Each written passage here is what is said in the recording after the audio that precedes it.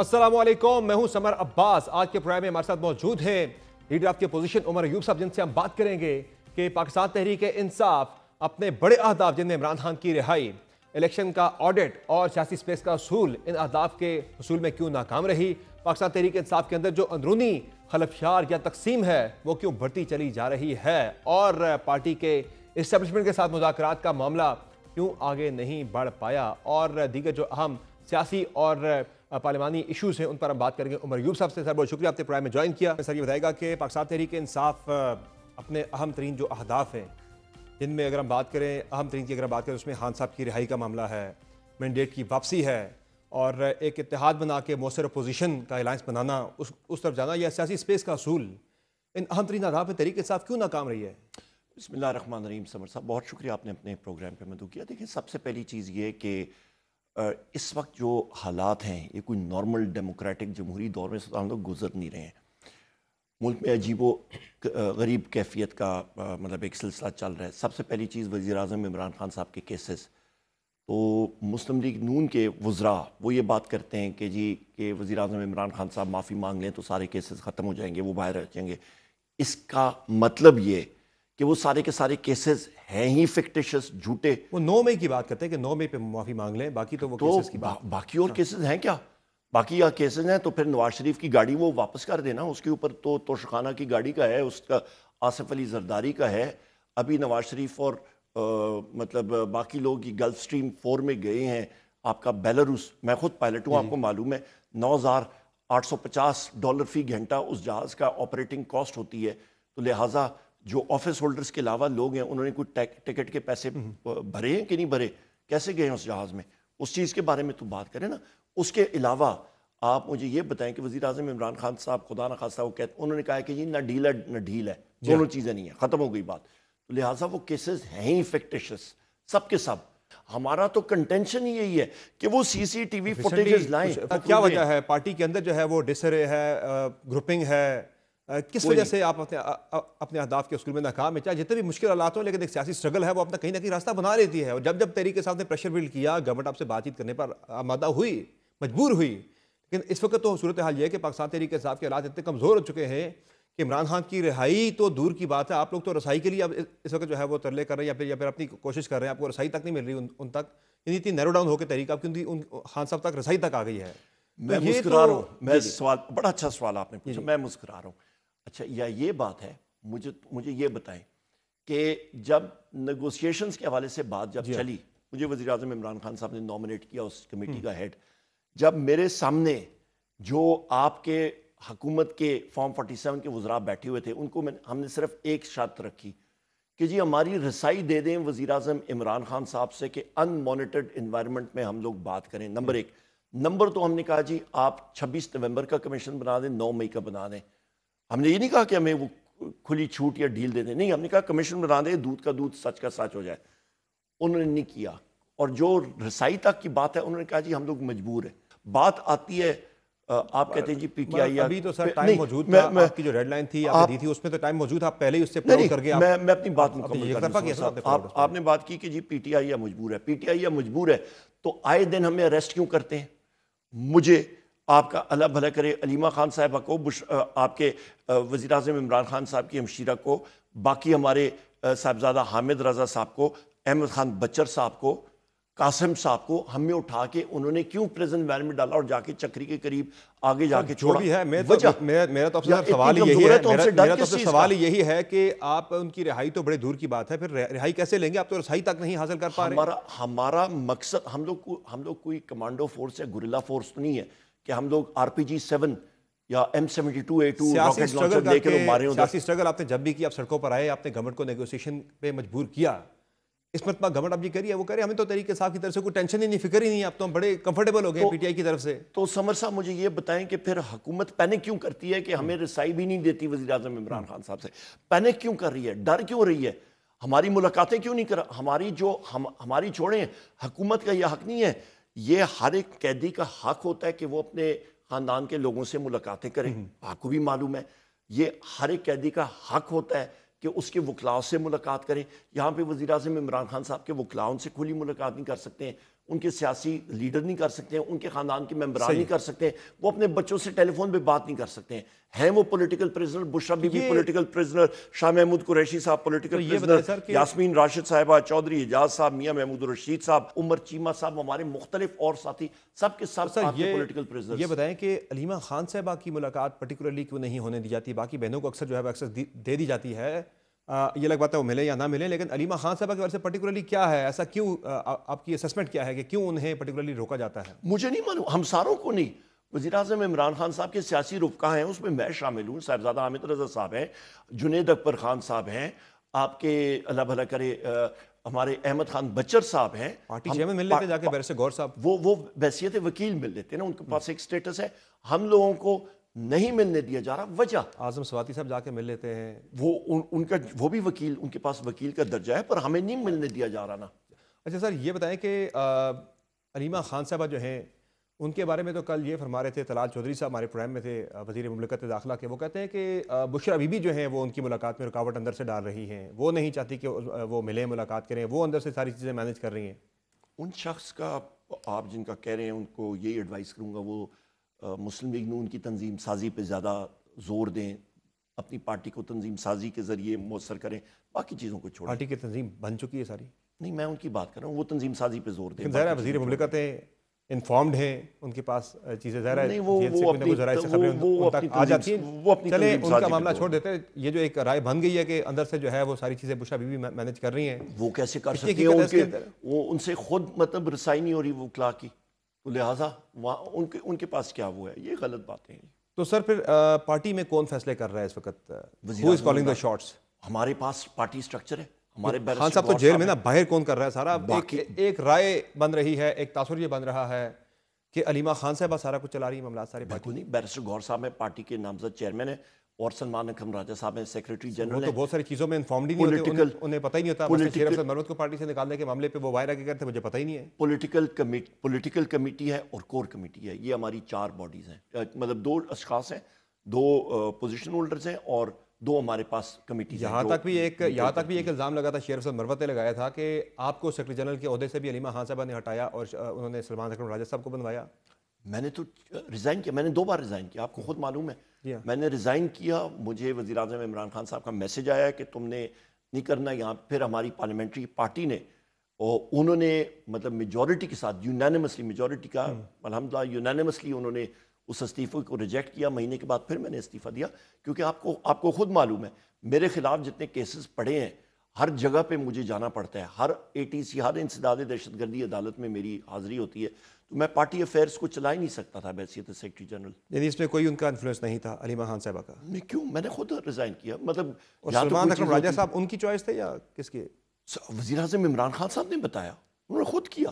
اب بھی کوئی تبدیلی ہونے جا رہی ہے سیکرٹری جنرل کے عہدے کے بارے سے؟ نہیں، کیوں باتیں چل رہی ہیں اس طرح کی کہ شاید تبدیل کرنے کے بارے میں، کیونکہ ان کی بارے میں پرسوں فیصل چودھری صاحب تو بتا رہے تھے باہر آ کے، خان صاحب نے بڑے ناراضگی کا اظہار کیا کہ وہ پارٹی کو جو ہے وہ اسکول کی طرح چلا رہے ہیں، کلاس روم کی طرح چلا رہے ہیں. نہیں، میرے لیے میں ایسی کوئی چیز نہیں ہے. کیوں، وہ ان کی ملاقات بھی نہیں ہوئی ہے. کیسے؟ مطلب پارٹی میں ایک ڈسپلن ہونا چاہیے، ایک طور طریقہ ہونا چاہیے. تو یہ شیر افضل مروت صاحب نے آج کل علیمہ خان صاحبہ کو نشانے پہ رکھا. وہ تو کل جہاں تک کہہ رہے تھے کہ خان صاحب نے مجھے کہا تھا جب میں باہر تھا، پارٹی کے معاملات چلا رہا تھا، کہ ان کی آپ کال بھی نہ اٹھائیں ان کی. اور وہ یہ بھی بتا رہے ہیں کہ پارٹی کا سوشل میڈیا ایوری تھنگ جو ہے وہ ساری علیمہ خان صاحبہ کنٹرول کرتی ہیں.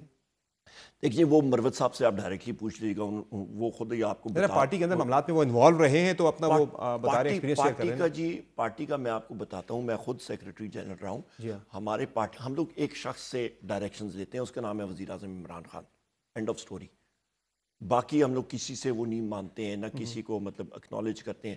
ڈائریکشنز آتی ہیں اور وہ ان کی طرف سے آتی ہیں. جب ان تک رسائی نہیں ہوتی پھر کون کرتا ہے فیصلے بھائی؟ وکلاء دے دیتے ہیں، پتہ لگ جاتا ہے، آ جاتی ہیں. تو سر اب یہ بتائیں کہ کیا لگ رہا ہے آپ کو جو حالات اس وقت چل رہے ہیں، خان صاحب کی رہائی نیئر فیوچر میں تو نظر نہیں آ رہی، آپ مانتے ہیں اس بات کو؟ نہیں، میں اس بات کو بالکل نہیں مانتا. اس کی وجہ یہ ہے کہ میرا اپنا رب پہ اوپر پورا بھروسہ ہے، اور جو ملک کے حالات جا رہے ہیں، جو اس وقت ملک میں آپ بے چینی دیکھ رہے ہیں، بلوچستان کے حالات اتنے سیریس ہیں. وزیر اعلیٰ بلوچستان صرف اور صرف اپنے گھر تک محصول ہو کے رہ گیا ہے. میرا چیلنج ہے، میں آپ کے پروگرام کے ذریعے چیلنج کرتا ہوں، بلوچستان حکومت کا وزیر اعلیٰ یا اس کا حکومت کا وزیر یا اس کا MP اکیلا اپنے حلقے میں جا کے کھڑا ہو جائے، یا اپنے اس پہ روڈ پہ اکیلا ٹریول کرے اور ویڈیو بنا کے میڈیا والوں کو اپلوڈ کرے گی جی میں یہاں پہ کھڑا ہوں. رات کو میں نہیں کہہ رہا, میں دن کو بات کر رہا ہوں. بلوچستان کے حالات خان صاحب کی رہائی سے کیا تعلق ہے؟ کیونکہ وہ واحد شخص ہے وزیر اعظم عمران خان صاحب جو بلوچستان میں امن لا سکتا ہے, لوگ مانتے ہیں. آپ بارڈر ایریاز کے بارے میں وزیر اعظم تھے تب کون سا امن تھا وہاں پہ؟ حالات خراب تھے یہاں پہ بالکل ایسے حالات نہیں تھے. آج حالات تو ذرا اوپر نیچے ہوتے رہتے ہیں, کبھی حالات زیادہ خراب ہو جاتے ہیں, کبھی کم ہوتے ہیں, لیکن حالات تب بھی وہاں پہ خراب تھے, تبھی دہشت گردی کے واقعات وہاں پر ہو رہے تھے. ناٹ ایٹ آل سمر صاحب. اور خان صاحب نے تو وہاں پہ جانے سے انکار کر دیا تھا جب وہاں پہ لاشیں رکھ کے بیٹھے ہوئے تھے. وہاں پہ اوپن ٹریول ہو رہا تھا. ابھی تو یہ ہے کہ بلوچستان گورنمنٹ نے آفیشلی کہا ہوا ہے نہ ریل ٹریول کرے گی نہ کوئی گاڑی مغرب کے بعد روڈوں پہ جائے گی. ابھی تو یہ حالات ہیں, دن دہاڑے لوگ نہیں جا سکتے ہیں. اس کے ساتھ 8 اور اضلاع ہیں. میں تو اس کو بالکل کم کر کے بتا رہا ہوں. آپ سندھ میں دیکھ لیں, کنال کا ایشو ہے. پیپلز پارٹی نے تو مسلم لیگ نون نے ایک دوسرے کے انہوں نے پیٹھ میں ایک خنجر کھوبا ہوا ہے, اور پیپلز پارٹی نے تو آصف علی زرداری نے 8 جولائی 2024 کو گرین انیشیٹو کی میٹنگ چیئر کر کے پریزیڈنٹ ہاؤس میں گرین انیشیٹو اور کنالز کا سندھ کا پانی اس نے چولستان ریگستان کو دے دی ہے. ابھی پیپلز پارٹی والے وہ مگرمچھ کے آنسو رو رہے ہیں. ادھر مسلم لیگ نون پیپلز پارٹی کا گلا کاٹ رہی ہے, پیپلز پارٹی جو ہے ان کا گلا کاٹ رہی ہے, مگرمچھ کے آنسو رو رہے ہیں. میری ہر ایک سپیچ اور میڈیا انٹریکشن آپ دیکھیں وہاں پہ واضح طور پہ میں نے بحیثیت لیڈر آف دی اپوزیشن کہا ہے کہ سندھ کے پانی پہ آپ یہ چیز نہ کریں, نہ ڈکیتی ماریں. آصف علی زرداری اور پیپلز پارٹی کو میں نے کہا ہے کہ جی انہوں نے چوری کی ہے سندھ کے لوگوں کی, اور یہاں پہ کاؤنسل آف کامن انٹرسٹ کا اجلاس آنا چاہیے. عمر کوٹ میں تو ضمنی الیکشن میں نون لیگ اور تحریک انصاف میں ایک تھے. یہاں پہ جناب, یہاں پہ آپ یہ اندازہ لگا لیں کہ پیپلز نون لیگ آپ کے ساتھ تھی سر, وہ ان کے پاس اور چوائس کیا تھی؟ ساری پارٹیاں پیپلز پارٹی کے اگینسٹ ہیں. وہاں پہ تو وہ ان کو لوگ جو زمین پہ سندھ کی دھرتی پہ اس وقت دیکھ رہے ہیں, عمر کوٹ میں لال ملی صاحب کو ساری پارٹیوں نے سپورٹ کیا, ان کی واضح برتری تھی. پیپلز پارٹی نے ٹھپے لگوائے. آپ کو یہاں آپ نون لیگ کے خلاف آپ ساری باتیں کرتے ہیں, مرکز کے اندر آپ کے سخت ترین مخالف ہیں, سندھ میں آپ ان کے ساتھ اتحاد کر کے الیکشن میں جا رہے ہیں. ہم لوگ دیکھیں وہاں پہ مسلم لیگ نون ابھی ہار جاتے, سیٹ ہار گئے ابھی نا, ویسے بھی وہاں پہ تو اوپن ریگنگ ہوئی ہے. مسلم لیگ نون نے باقی پارٹیوں نے کہا جی ہم لوگ آپ کو ووٹیں دیتے ہیں. ابھی میں الیکشن میں کنٹیسٹ کر رہا ہوں, میرا مخالف کوئی لگا ہوا ہے, ٹھیک ہے, مجھے کوئی آ کے کہتا ہے کہ جی میں آپ کو ووٹ دینا چاہتا ہوں, میں کہوں گا جی 100% ووٹ دے دو.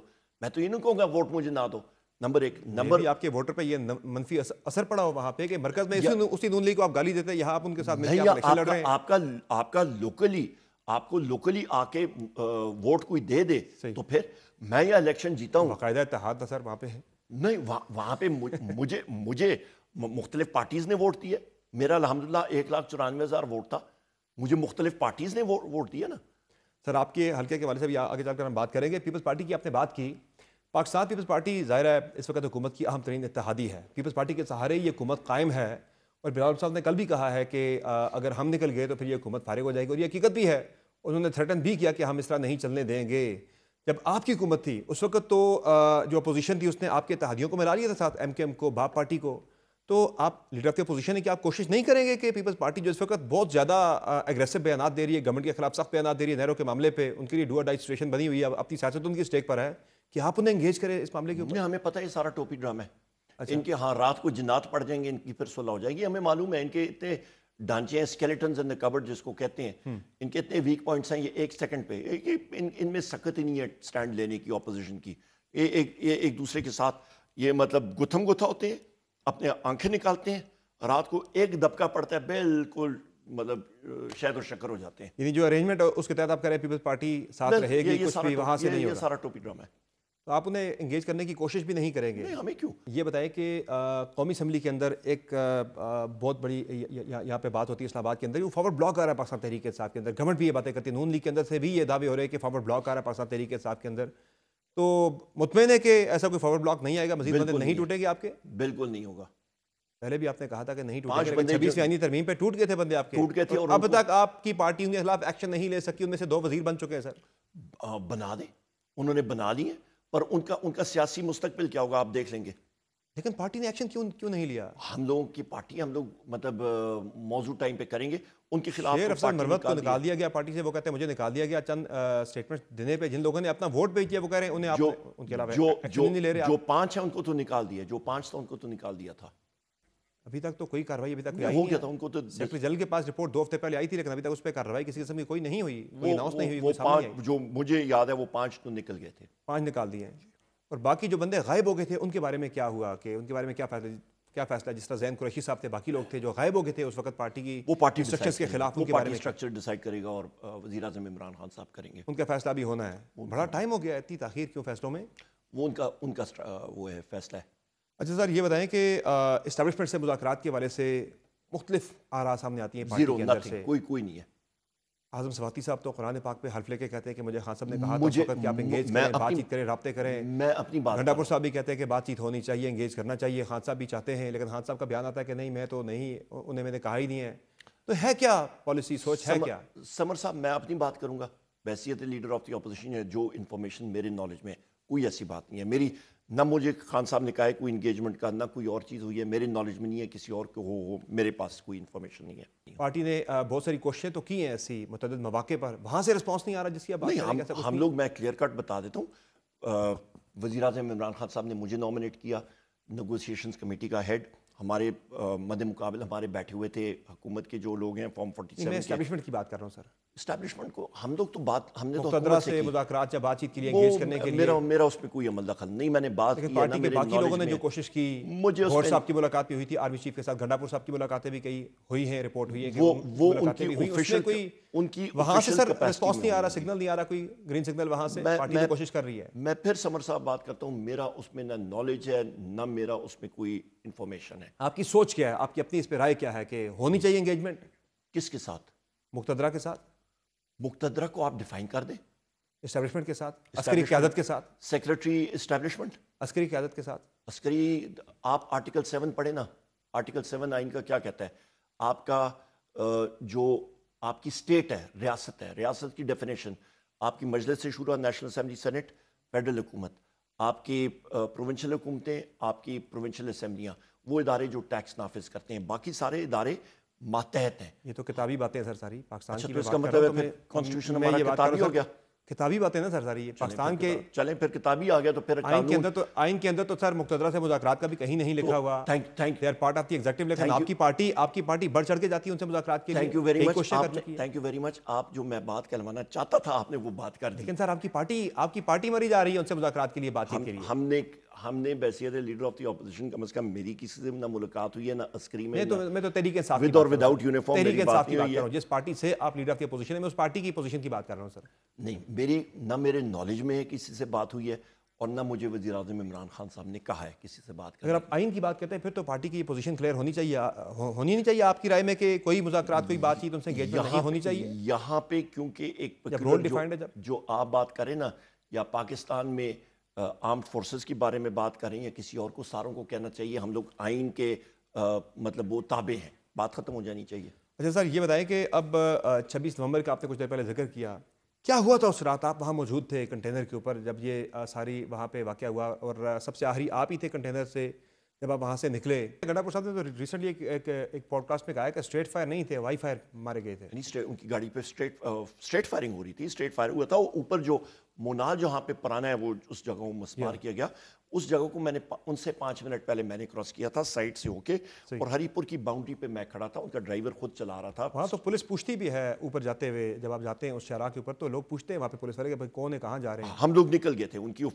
نہیں وہاں پہ جو ایک پکٹ ہے وہاں پہ پولیس کا ناکا ہے, وہ پوچھتے ہیں وہاں پہ بھائی کون ہے, کہاں جا رہے, تو پوچھا نہیں کسی کو. نہیں, ادھر انہوں نے کنٹینر رکھے, اپنا کنٹینر میں کہہ رہا ہوں ڈمپر رکھے ہوئے تھے, میں سائڈ سے ہو کے گیا کیونکہ میرے پاس چیف منسٹر کی آفیشیل کار میں ہم لوگ بیٹھے تھے, میرے ساتھ صوبائی وزیر پختونیار خان بیٹھے تھے, وہ تھے, میں تھا, اور آپ کے ان کا ڈرائیور تھا آفیشیل کے پی چیف منسٹر کا. ہری پور میں ہم لوگ اندر آتے ہیں, وہاں سے پھر ان کی جب گاڑیاں آئیں تو دیکھا کہ ان کے ٹائر جو ہیں وہ اڑے ہوئے, گاڑیاں رم پہ وہاں پہ آ رہی ہیں. اس کے بعد ہم لوگ ہری پور گئے اور وہاں سے پھر ہم لوگ پہاڑوں میں گئے. تو سر یہ بتائیں کہ مائنز اینڈ منرلز کے معاملے پر کیا آپ کی رائے میں ہونی چاہیے اس پہ پارٹی کی پالیسی یا حکمت عملی صوبائی گورنمنٹ کی؟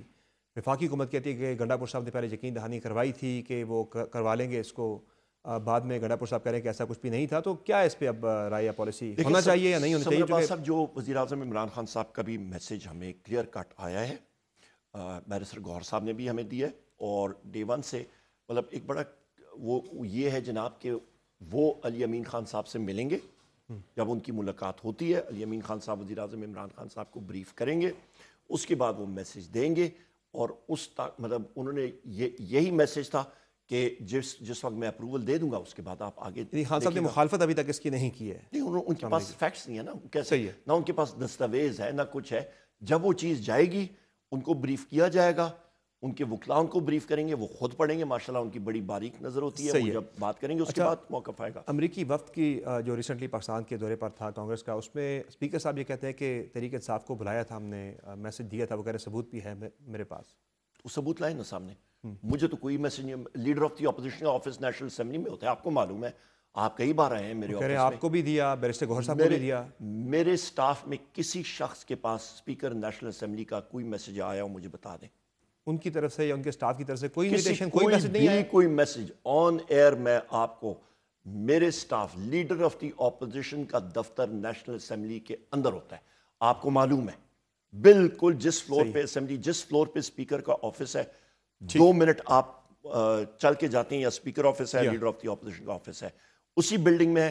میرے سٹاف کے پاس کوئی میسج نیشنل اسمبلی اسپیکر کا یا کسی کا نہیں آیا. سر آپ لیڈر آف دی اپوزیشن ہیں, اس وقت آپ کو کیا لگ رہا ہے کہ حکومت کو تحریک انصاف کی طرف سے یا ایک اپنے اپوزیشن الائنس بنا کے گورنمنٹ کے خلاف ایک تحریک چلانی, تین چیزوں سے کوئی خطرہ نظر آ نہیں رہا, تو گورنمنٹ تو بڑی کمفرٹیبل ہے, مطمئن ہے, پھر وہ تو کہہ رہے ہیں اب تو معاشی استحکام آ رہا ہے, ملک کے اندر حالات بہتر ہو رہے ہیں, تو پھر یہ موومنٹ اور یہ حکومت کی یہ ساری باتیں اب جو ہے وہ ممکن نظر نہیں آ رہی. چلیں آتے ہیں, آپ بات کرتے ہیں ہم لوگ پیٹرولیم ڈیولپمنٹ لیوی جو بجٹ میں 80 روپے یونٹ اپنا لیٹر انہوں نے رکھا ہوا ہے, اور انہوں نے بجٹ کیا تھا کہ 1280 ارب روپے وہاں سے یہ ریز کریں گے. اس میں وہاں پہ حکومت کہتی ہے جناب شہباز شریف جھوٹ ہی بولتا ہے, یا ناسمجھ ہے, یا قصداً جھوٹ بولتا ہے. اس نے کہا جی ہم لوگ یہ بجلی کی مد میں دیں گے کم کرنے کے لیے قیمتیں, اور دوسرا ہم لوگ لوگوں کو اللہ بھلا کرے یہ بلوچستان کے پروجیکٹس کے لیے, کچی کنال کے لیے, میں آپ کو اس کے لیے میں آپ کو بتاتا ہوں. آپ کے پاس 1400 ارب روپے کا ترقیاتی budget P S D P public sector development program budget میں پاس ہوا. 9 مہینے میں جو خرچہ ہوا ہے ترقیاتی بجٹ کا وہ صرف 30%, ایگزیکٹ فگر 424 ارب روپیہ. 1400 سے منہا کریں آپ 424, تقریباً 1000 ارب رہ گیا. تو 1000 ارب آپ کے پاس جیب میں پڑا ہوا ہے, تو آپ ڈیزل اور پیٹرول کی قیمتیں خدا را کم کر دیں, لوگوں کو دیں. یہ کون سی منطق ہے کہ جی ہم لوگ کچی کنال کے لیے اور بلوچستان کے روڈ کے لیے ہم کریں, آپ کے پاس 1000 جیب میں پڑا ہوا ہے, وہ 1000 ارب روپے خرچ کریں نا. کوئی لمبا چوڑا حساب کتاب نہیں, آپ کو فائنینس کا پتہ ہے, ہمیں بھی تھوڑا بہت پتہ ہے. 1000 آپ کی جیب میں ہے جو آپ خرچ نہیں کر سکتے ہیں, لوگوں کی جیب پہ آپ ڈاکہ ڈال رہے ہیں. 80 روپے یونٹ, 80 روپے لیٹر آپ ٹیکس لوگوں سے لے رہے ہیں, مطلب جگہ ٹیکس قسم کا پی ڈی ایل لے رہے ہیں. قیمتیں نیچے آ گئی ہیں. آپ کی بجلی کی قیمت پی ٹی آئی کے دور میں 17 روپے یونٹ, آج 85 روپے یونٹ.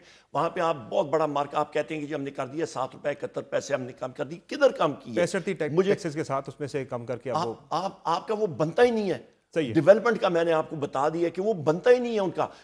وہ رقم ان کے پاس 1000 ارب روپے ان کے پاس موجود ہے جو ترقیاتی بجٹ پہ ان کا انسپینٹ نہ خرچ ہوا پڑا ہے, وہ استعمال کریں نا. یہ بتائیں کہ آپ کی اپنی سیٹ جو ہے وہ خطرے میں پڑتی دکھائی دے رہی ہے. کل اسلام آباد ہائی کورٹ نے جو ہے وہ اسٹے آرڈر ختم کر دیا ہے اور الیکشن کمیشن سے کہہ دیا کہ وہ فریقین کو سن کے فیصلہ اپنا دے, بلکہ وہ سن بھی چکے ہیں, فیصلہ محفوظ تھا وہاں پر بھی. تو کیا آپ کو لگ رہا ہے کہ اب یہ ہفتے میں امکان ہی نظر آ رہا ہے کہ الیکشن کمیشن سن کے اس پہ فیصلہ کوئی دے دے گا؟ سمر صاحب بڑی سمپل چیز ہے, آپ کو معلوم ہے الیکشن میں میں 1 سیکنڈ کے لیے بھی ہلکے میں نہیں گیا. میرے 16 سال کے بیٹے کو انہوں نے اریسٹ کرنے کی کوشش کی, میرے 18 سال کے بھتیجے کو اریسٹ کرنے کی کوشش کی, میرے 2 چچا زاد بھائی ہیں ایم پی ایز ہیں الحمدللہ اس وقت, ان کو اریسٹ کرنے کی کوشش کی. بھاری میجورٹی سے وہ جیتے. ان کا کیس میرے ساتھ انہوں نے نتی کیا ہوا ہے. ان کا بھی یہی, ان کی بھی 35 ہزار کی لیڈ تھی. میری تقریباً الحمدللہ تقریباً 84 ہزار کی لیڈ تھی. تو لہٰذا یہ وہ ماحول تھا. میرے مد مقابل نے 9 فروری 2024 کو ریکارڈ موجود ہے, میں آپ کو دکھا دوں گا, کہ اس نے ٹویٹ کی. اس نے کہا جی میں مبارکباد پیش کرتا ہوں عمر ایوب کو اور پی ٹی آئی کو, اور سارا 3 مہینے بعد اسٹے تو سر آپ نے لیا تھا. اگر آپ اتنے مطمئن ہیں تو پھر جانے دیں معاملے کو. مطلب مسئلہ یہ ہے کہ اسٹے کیوں لیا؟ نہیں, اسٹے میں نے اس لیے لیا کیونکہ الیکشن کمیشن کے ساتھ وہ کیا کہتے ہیں, وہ نہیں ہے, اتھارٹی نہیں ہے سننے کی. آپ کے پاس 60 دن کا ٹائم ہوتا ہے. آپ کو معلوم ہے 60 دن کے اندر میرا مخالف جو ہے یا میرے جو ایم پی اے صاحبان ہیں ان کے مخالفین کے پاس 60 دن تھا. انہوں نے الیکشن کے دن کہیں پہ بھی کوئی ایک درخواست دی ہے؟ وہ تو الٹا کہتے تھے کہ جی ہماری بات ہو گئی ہے. وہ تو مطمئن بیٹھے تھے کہ جی وہ تو عوام نے سٹینڈ لیا اور ہمارے ریزلٹ فارم 47 دلوائے ایٹسٹرا. وہ تو زور سے عوام نے. یو آر کانفیڈنٹ کہ اگر وہ ہو بھی جاتا ہے معاملہ تو میں آپ کو بتاتا ہوں قانونی پوزیشن کیا ہے.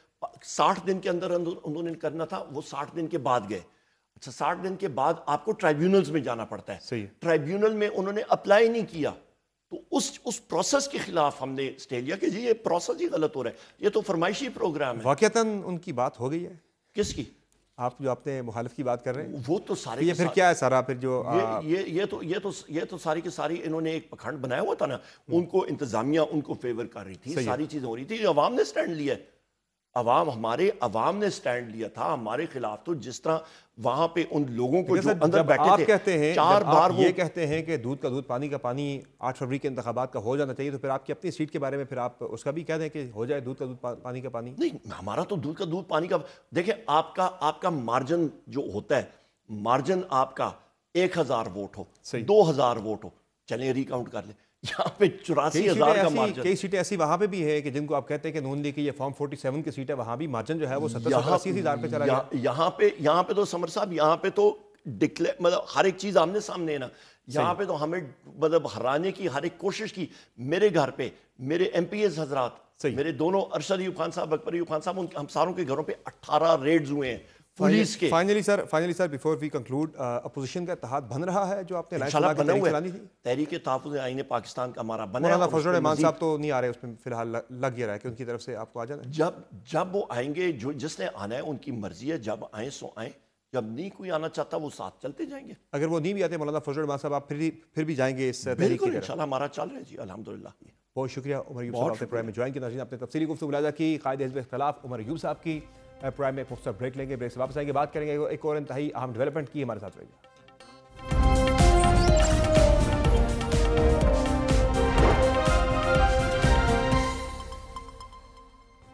Welcome back.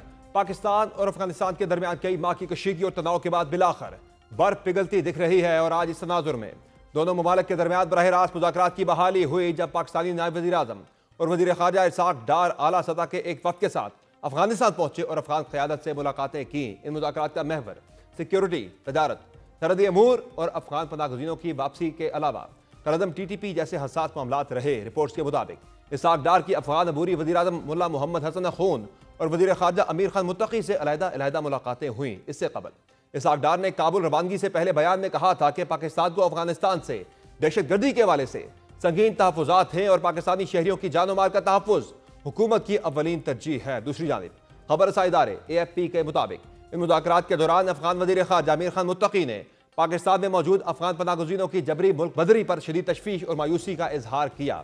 واضح رہے کہ پاکستان نے رواں ماہ کے آخر تک 8 لاکھ سے زائد پاکستان میں مقیم افغان شہریوں کو بے دخل کرنے کے لیے کریک ڈاؤن شروع کر رکھا ہے, جس میں وہ افراد بھی شامل ہیں جو کئی دہائیوں سے پاکستان میں مقیم ہیں یا یہاں پیدا ہوئے. افغانستان نے پاکستان کے اس اقدام پر تحفظات کا اظہار کرتے ہوئے زور دیا ہے کہ اسلام آباد افغان باشندوں کے ساتھ بدسلوکی سے گریز کرے. جواباً وزیر خارجہ اسحاق ڈار نے یقین دہانی کرائی کہ افغان شہریوں کے ساتھ زیادتی نہیں کی جائے گی, جبکہ اسحاق ڈار نے افغان طالبان سے یہ مطالبہ کیا کہ وہ یہ یقینی بنائیں کہ افغان سرزمین پاکستان کے خلاف دہشت گردی کے لیے استعمال نہ ہو. دوسری جانب پاکستانی دفتر خارجہ نے اس بات پر زور دیا ہے کہ کابل میں ہونے والے مذاکرات اس بات کا ثبوت ہے کہ پاکستان ہمسایہ ملک افغانستان کے ساتھ دیر پا اور بمقصد روابط کا خواہاں ہے. مذاکرات میں خاص طور پر افغان سرزمین پر موجود دہشت گردوں کی پناہ گاہوں اور پاکستان مخالف سرگرمیوں پر بھی سخت تحفظات کا اظہار کیا گیا. یاد رہے کہ حالیہ مہینوں میں پاکستان اور افغانستان کے تعلقات شدید تناؤ کا شکار رہے. پاکستان کی جانب سے طالبان حکومت پر یہ الزام عائد کیا جاتا رہا کہ وہ کالعدم تحریک طالبان پاکستان اور داعش خراسان جیسے گروہوں کو اپنی سرزمین پر محفوظ پناہ گاہیں فراہم کر رہی ہے, جہاں سے یہ عناصر پاکستان کے اندر حملوں کی منصوبہ بندی کرتے ہیں. اس حوالے سے وزیر اعظم شہباز شریف بھی اپنے حالیہ بیان میں واضح کر چکے ہیں کہ افغانستان کی عبوری حکومت دوحہ معاہدے کی خلاف ورزی کی مرتکب ہو رہی ہے, کیونکہ کالعدم T T P, I S K P اور دیگر دہشت گرد گروہ افغانستان سے آپریٹ کر رہے ہیں. اور گزشتہ روز بی بی سی کی جانب سے ہونے والے انکشاف نے پاکستان کے الزام کو مزید تقویت دی, جب یہ بات سامنے آئی کہ افغان حکومت نے امریکی انخلا کے موقع پر چھوڑے گئے اسلحے کو دہشت گردوں کو فروخت کر دیا۔ گو کہ افغان حکومت عالمی برادری اور بالخصوص پاکستان کے الزامات کو مسترد کرتی ہے، تاہم موجودہ مذاکراتی عمل اس جانب اشارہ کر رہا ہے کہ دونوں ممالک اختلافات کے باوجود سفارتی تعلقات کو آگے بڑھانے پر آمادہ ہیں۔ اس متعلق مزید بات کریں گے پرائم میں جوائن کیا ہے سینئر صحافی اور پاک افغان امور کے ماہر طاہر خان نے۔ بہت شکریہ طاہر خان صاحب، آپ نے جوائن کیا پروگرام میں۔ سر یہ بتائیے گا کہ کیا سمجھتے ہیں جو دورہ ہوا ہے اسحاق ڈار کا افغانستان کا، کتنا یہ اہم دورہ ہے؟ اور ظاہر ہے کافی عرصے سے کشیدگی بڑھ رہی تھی افغانستان کے ساتھ، کافی سارے معاملات ہیں جن میں افغان پناہ گزینوں کا معاملہ ہے، ان کی واپسی کا، پھر افغانستان کے اندر موجود کردم ٹی ٹی پی کا مسئلہ ہے، پھر جو افغانستان کے اندر امریکی اسلحے کا کردم ٹی ٹی پی کے ہاتھوں استعمال، اور بارڈر کے اوپر بھی جو ٹینشنز ہوئی تھیں، اس سارے تناظر میں یہ دورے کو کتنا اہم سمجھتے ہیں آپ؟ بہت شکریہ مجھے دعوت دینے کی۔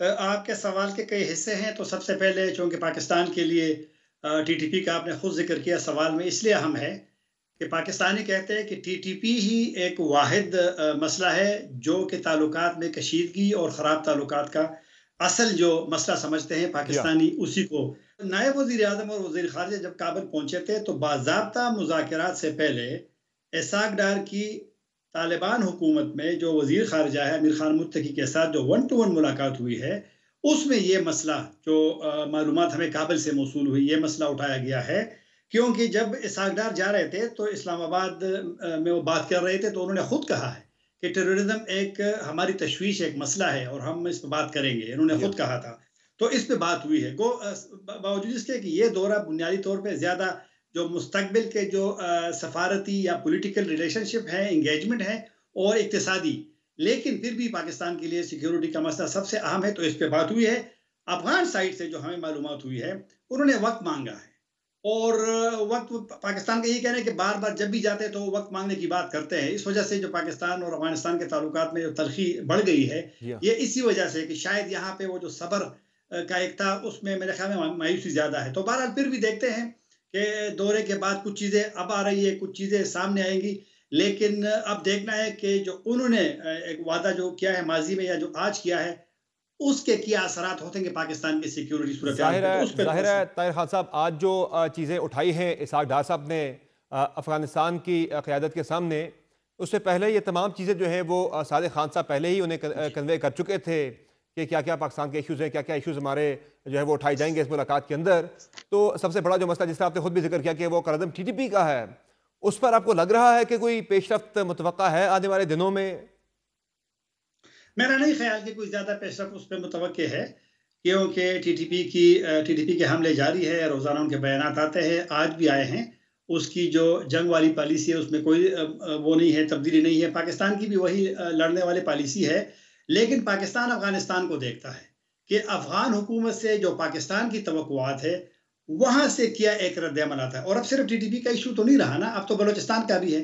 جعفر ایکسپریس کا جب معاملہ ہو رہا تھا تو پاکستان کے فوج کا جو بیان تھا، ایس پی آر کا، وزارت خارجہ کا بیان تھا، آپ نے پڑھا ہوگا، سنا ہوگا کہ جعفر ایکسپریس کا جتنا بھی چلتا رہا معاملہ، تو اس دوران پاکستان کا یہ موقف ہے کہ وہ جو اپنے پلانر تھے، منصوبہ ساز تھے یا ہینڈلرز تھے، ان کے ساتھ افغانستان کا لفظ پاکستان نے باضابطہ استعمال کیا تھا۔ تو اب تو پاکستان کے ایک لحاظ سے نیا صرف ٹی ٹی پی بلکہ بلوچستان کا ایشو بھی انہوں نے افغانستان کے ساتھ وہ کنیکٹ کیا ہے۔ ہم نے یہ سنا تھا جب یہ آپ کو یاد ہو کہ 3 دن پہلے پاکستان افغانستان کی جو جوائنٹ کوآرڈینیشن کمیٹی ہے اس کا اجلاس ہوا ہے، اور اس میں زیادہ دفاعی اور سرحدی امور یہ چیزیں ہوتی ہے، تو اس کے فالو بھی آج اس دورے میں ہوئی ہے۔ تو بلوچستان والے معاملے پہ جو میں نے پاکستانی سے سنا ہے، جو پچھلے دورے قریب جو دورے ہوئے ہیں، کہ انہوں نے کچھ وعدے پاکستان سے کیے ہیں، لیکن ابھی دیکھنا ہے کہ پریکٹیکلی عملی طور پہ کیا بلوچستان کی صورتحال پہ کوئی فرق آتا ہے، اس کے لیے انتظار کرنا پڑے گا کہ ہوتا کیا ہے۔ آپشنز ہیں کیا جو افغانستان میں طالبان قیادت ہے کردم ٹی ٹی پی کے معاملے کو لے کر وہ کیا کر سکتے ہیں؟ کچھ اس طرح کے آپشنز پہ بات بھی ہو رہی تھی کہ انہیں پاک افغان بارڈر سے جو ہے وہ کافی دور موو کر دیا جائے، یہاں سے غزنی کی سائڈ پہ یا کسی اور جگہ پر، اور باقی اسلحے کے والے سے بھی کچھ آپشن سے بات ہوئی تھی۔ ہو کیا سکتا ہے وہاں پہ؟ آپشنز ہے کیا ان کے پاس؟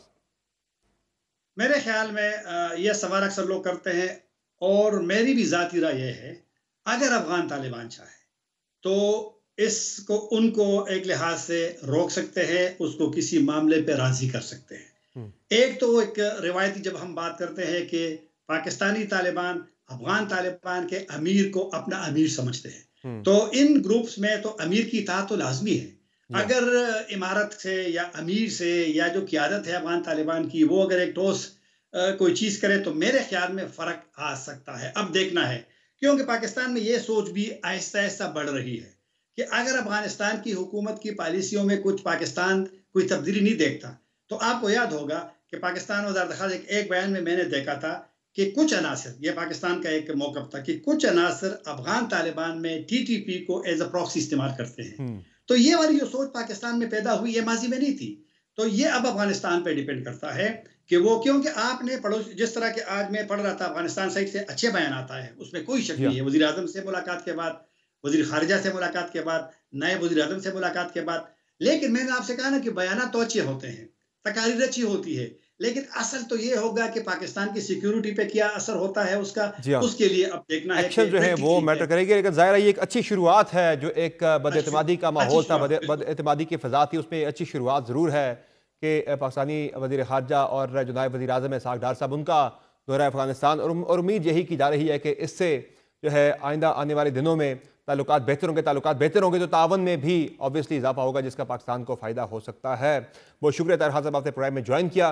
नाज़रीन, प्रोग्राम में एक मुख्तसर ब्रेक लेंगे, ब्रेक से वापस आएंगे, बात करेंगे एक और इंतहाई अहम डेवलपमेंट की कि पंजाब में एक बड़ी ही अहम जो है पेशरफ्त हुई है मेडिकल के शोबे को लेकर। एक बड़ा इनकलाब इसमें आ सकता है मेडिकल के फील्ड के अंदर। इस पर तफसीली बात करेंगे ब्रेक के बाद, हमारे साथ रहेगा।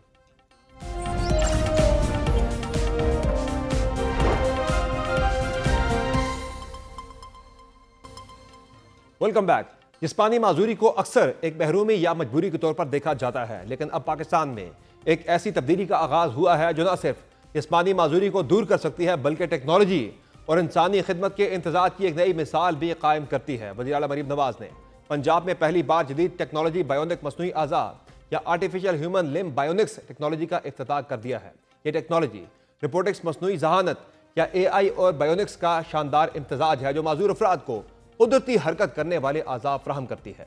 अहम बात यह है कि यह एक ऐसी टेक्नोलॉजी है जो अब तक सिर्फ तरक्की याफ्ता ममालिक में महदूद और महंगे तरीन ऑप्शन के तौर पर दस्तयाब थी, लेकिन अब पंजाब में ये जदीद सहूलत न सिर्फ मुफ्त या सब्सिडी पर फराहम की जा रही है, बल्कि मुतासर अफराद को उनके घरों तक फराहम की जा रही है। अगर बायोनिक्स की बात हो तो ये टेक्नोलॉजी मसनूई आज़ा को इस कदर ज़हीन बना देती है कि वो दिमाग के सिग्नल्स के मुताबिक हरकत करते हैं। बायोनिक आज़ा मसनूई हाथ, पैर या दीगर आज़ा हैं जो जदीद सेंसर्स, AI और रोबोटिक कंट्रोल के जरिए काम करते हैं। ये रिवायती मसनूई आज़ा से कहीं बेहतर है क्योंकि ये पट्टों, आसाब या दिमागी सिग्नल्स के जरिए कंट्रोल होते हैं, जिससे मरीज कुदरती तरीके से चल फिर सकते हैं। ये मसनूई आज़ा काम कैसे करेंगे तो उनमें नस्ब, माइक्रो इलेक्ट्रिक सेंसर्स बाकी मानदा पट्टों से बिजली के सिग्नल्स पकड़ते हैं, जिसके बाद मसनूई जहानत या AI मरीज की हरकत को सीख कर हरकत को हमवार बनाती है। रोबोटिक जोड़, उंगलियों, कोहनी या घुटने को हरकत देते हैं। रोजाना इस्तेमाल के लिए इन अज़ा में रिचार्जेबल बैटरी भी नस्ब है। इस वक्त ये टेक्नोलॉजी दुनिया के कई ममालिक में ज़ेर इस्तेमाल है। अमेरिका में इसे ओशोर डेका आर्म कहा जाता है। जर्मनी में ये ऑटोबॉक्स माइकल एंग्लो हैंड के नाम से जानी जाती है, जबकि बरतानिया में ये ओपन बायोनिक हीरो आर्म कहलाता है। जबकि जापान और ऑस्ट्रेलिया भी इस मैदान में आगे हैं। गुज़िश्ता रोज़ लाहौर में खुसूसी अफराद में मसनूई आज़ा, आलात और व्हील चेयर तकसीम करने की तकरीब मुनक्कद हुई, जिसमें वज़ीर आला मरीम नवाज ने खुद car wheel chairs, पीड्स wheel chair, try wheel scooty और दीगर आलात तकसीम किए। वज़ीर आला पंजाब की मौजूदगी में करंट लगने से बाजू से महरूम होने वाले 6 साला बच्चे सुहेल को मसनूई हाथ लगाए गए और पहली मरतबा सुहेल ने अपने नए बायोनिक आर्म के जरिए उंगलियां हिलाईं। ये लम्हा सिर्फ सुहेल के लिए खास नहीं, बल्कि उन हज़ारों लोगों के लिए भी है जिन्होंने कभी सोचा भी नहीं था कि उनकी ज़िंदगी में दोबारा कोई हरकत मुमकिन हो सकती है। इस मौका पर मरीम नवाज का कहना था कि वज़ीर आला का काम टांग पर टांग रखकर ऑफिस में बैठना नहीं, अब हुकूमत खुद चलकर अवाम के दरवाजे तक पहुंच जाती है। वज़ीर आला का काम कुर्सी पे टांग रख के बैठना नहीं, वज़ीर आला का काम है कि वो हर वक्त अवाम की खिदमत के दरमियान में मौजूद रहे। और मैं चाहती हूँ कि मैं हर उस शख्स तक पहुँचूँ जो दरवाज़ा खोल के रियासत का इंतज़ार कर रहे। इस बड़ी पेशरफ्त पर बात करेंगे। हमारे साथ प्रोग्राम में मौजूद हैं वज़ीर इत्तलात पंजाब अज़मा बुखारी साहबा। बहुत शुक्रिया अज़मा बुखारी साहब, आपने प्रोग्राम में ज्वाइन किया। ये बताएगा कि जो कल एक आगाज़ हुआ है बायोनिक्स टेक्नोलॉजी के ज़रिए लोगों के जो आज़ा हैं, जो उनके लिम्स वगैरह जो उनके टूट जाते थे या नाकारा हो जाते थे, अब वो नई टेक्नोलॉजी के तहत लोग जो है वो चल सकेंगे, उनके जो है आज़ा वो काम करेंगे दोबारा से। ہم نے کل دیکھا بھی کچھ پیشنٹس کو لگائے بھی گئے, ان کے بازو نے حرکت شروع کر دی, کسی پیشنٹ نے چلنا شروع کر دیا. تو یہ بہت بڑی چیز ہے. تو کیا کہیں گے اس پہ آپ, یہ آئیڈیا کیسے آیا اور اس کو کس اسکیل تک لے کے جانے کا ارادہ ہے؟ بہت شکریہ سمر آپ کا. پہلے تو بہت یہ میں آپ کا شکریہ ادا کرنا چاہتی ہوں کہ اس اہم ٹاپک کے اوپر آپ نے مجھے کچھ گزارشات کرنے کا موقع دیا. چیف منسٹر صاحبہ نے جب اوتھ لیا تھا, آپ کو یاد ہوگا کہ اس کے کچھ دن بعد ہی انہوں نے ایک اسی طرح کا پروگرام تھا جس کے اوپر انہوں نے جو ہے وہ شرکت کی تھی, اور انہوں نے یہ اعلان کیا تھا کہ جو ہیئرنگ ایڈز ہیں یا وہ بچے جو آنکھوں کے چھوٹے چھوٹے آپریشنز سے ان کی بنائی واپس آ سکتی ہے, ان کو گلاسز لگ کے وہ اس سے سہولت پا سکتے ہیں. ایکچولی یہ چیز وہاں سے شروع ہوئی تھی, اور اس کے بعد جو کیسز چیف منسٹر صاحبہ کے سامنے آتے رہے, جس کے اندر یہ کمپلیکیٹڈ کیسز بھی تھے, جس میں کل جو ایک بچہ تھا جس کو چیف منسٹر صاحبہ نے چیف گیسٹ بنایا ہوا تھا پروگرام کا, جس میں وہ سہیل نامی بچہ جو ہے اس کو اس کے کرنٹ لگنے سے اس کے دونوں بازو جو ہیں وہ کونی سے نیچے نہیں تھے, اور اس کو جو ہے وہ کل یہ بازو لگائے گئے. اور یہ ایک بڑی جدید اور بڑی مہنگی ٹیکنالوجی ہے بایونکس. اس کے بارے میں میں تھوڑا سا آپ کو بتانا چاہتی ہوں, اور یہ شاید پنجاب میں تو خیر یقیناً پہلی دفعہ, لیکن پورے پاکستان میں شاید اس لیول پہ یہ بایونکس کا استعمال ابھی تک نہیں کیا گیا ہے. پوری دنیا میں جو ہے یہ کچھ ملکوں میں, امریکہ, جرمنی جو ہے, آئس لینڈ, برطانیہ وغیرہ میں یہ موجود ہے. جی دنیا میں بھی 4-5 ملکوں کے اندر ہی جو ہے یہ ہو رہا ہے کام, ابھی جو پاکستان کے اندر پہلی مرتبہ شروع ہوا ہے. جی ہاں, جی وہی میں بتا رہی ہوں. جی یہ امریکہ, جرمنی, آئس لینڈ اور برطانیہ, جاپان اور آسٹریلیا میں جی یہ ابھی ہو رہی ہے. لیکن یہ آپ دیکھیے کہ یہ بہت بڑے کنٹریز ہیں, بہت ترقی یافتہ ممالک ہیں, جہاں پر جو ہے جو یہ افورڈ بھی کرتے ہیں اور وہ کر بھی پا رہے ہیں. لیکن چیف منسٹر صاحبہ جو ہے وہ عام آدمی کے لیے, جیسے وہ کہتی ہیں کہ ریاست جو ہے وہ ماں کے جیسی ہے, اور ریاست کو ایسے لوگ جو ڈیزرونگ لوگوں کے دروازے پہ کھڑے ہونا چاہیے.